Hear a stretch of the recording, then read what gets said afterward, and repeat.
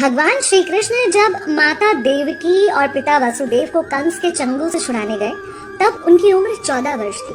उनकी माता ने उनसे पूछा कि बेटा तुम तो भगवान हो, तो तुम हमें पहले ही कंस के चंगुल से छुड़ा सकते थे, इतनी देर क्यों कर दी?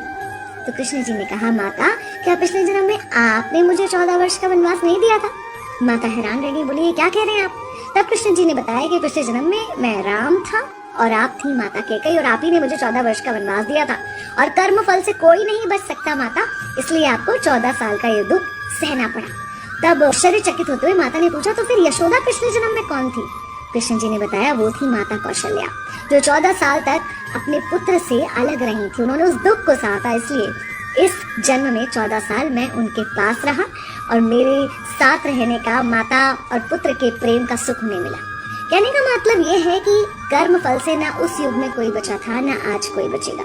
खुद भगवान भी कर्म फल से नहीं बच सकते, इसलिए अपने हर एक कर्म को बहुत सोच समझ कर कीजिए, क्योंकि जिसके भी खिलाफ आप कुछ गलत कर रहे हैं उससे आपकी शत्रुता कुछ समय या शायद एक जन्म की है, लेकिन उसके साथ कुछ गलत करके आप अपने कई जन्म बिगाड़ सकते हैं।